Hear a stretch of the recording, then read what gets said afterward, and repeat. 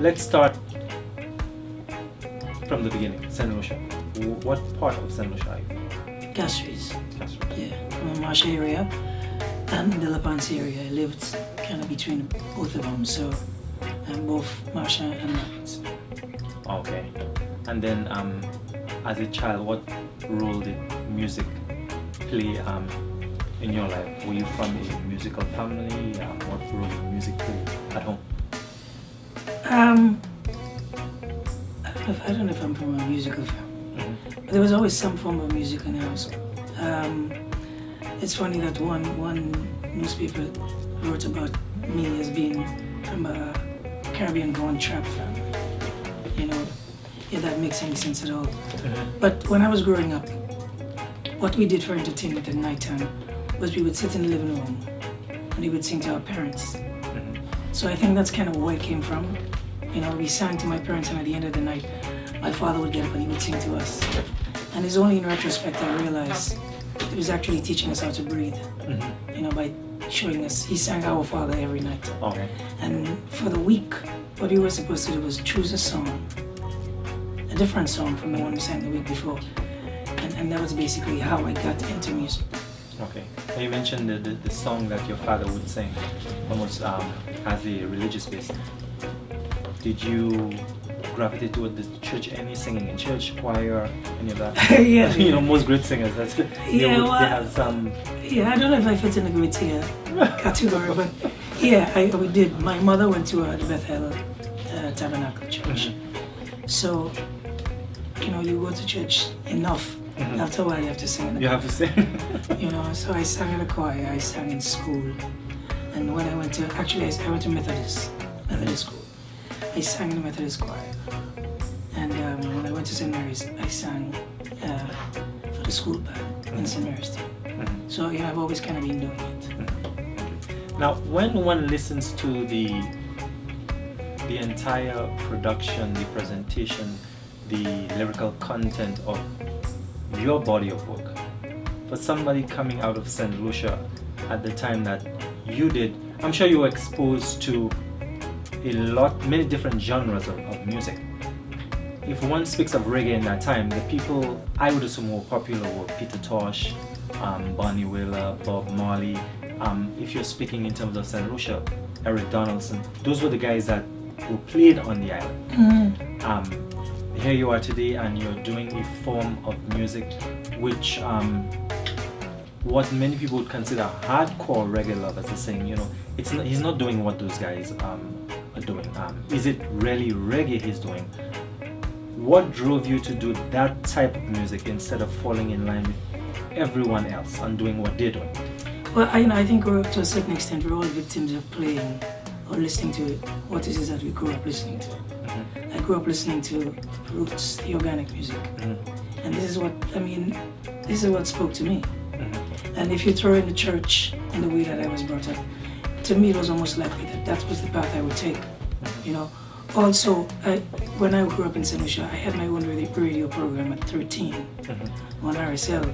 So I was exposed to everything. I would go in the studio really early before my show came on.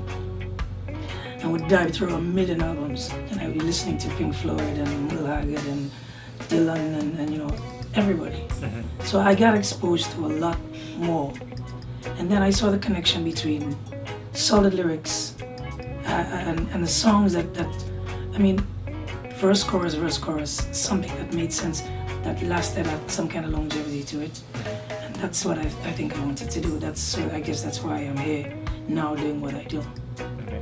Can you recall the exact point when you said, you know what, well, you did the radio at a young age, you did the schooling, but music, this is what I want to do as a career? Oh, I don't know if there was a defining moment. There was no watershed moment, and yes, that's what I'm going to do. I think if it's underlying and it's really in you at some time, it will rise to the surface. And it kind of all came to the fore when I moved to Canada, you know.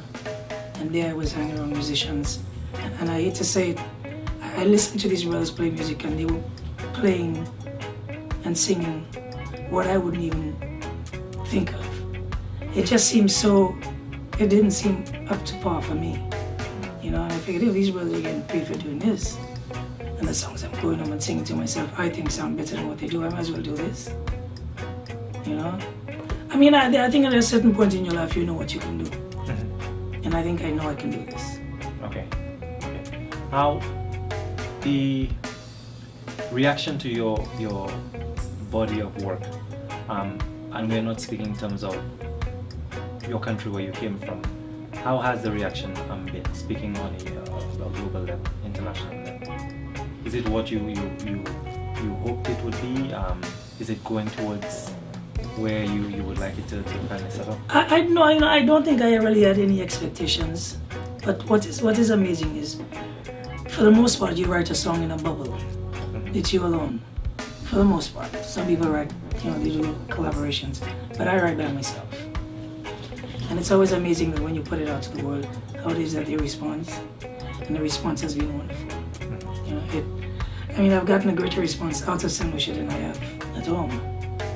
But it's a good place to be, because for the most part,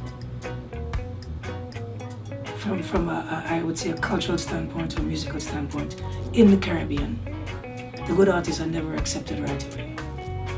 And it's, we've had, history has taught us that a million times over. So I'm actually happy where I am as a musician now. There's the saying that artists, whether it's in the musical genre or whether it's painting, Caribbean artists are not, they are not appreciated. For example, someone would say, well, a Walcott was not appreciated until he had to leave and then be accepted outside, and then we recognize his true value. Is that a true statement? Would you agree with that? Well, there are a lot of different ways of looking at it. For one, for what I've come to realize, most Caribbean islands, or places that are not as metropolitan, tend not to focus on the arts and sports in the beginning, because whatever limited resources they have, whether it be natural, monetary, or just mental resources, are geared more towards a survival mode than, frivolous things, as they would say. And within that space of time, a lot is lost because we haven't been tapping into that source.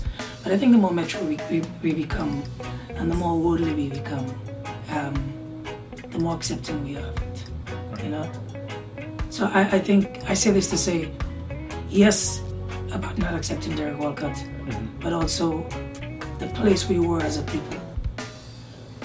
But now things have changed. The internet has made the world so small that it's a lot more easy to accept and pay attention to these things. Okay. It's funny, you mentioned the internet. In preparing for the interview, I just decided, while sitting there, just to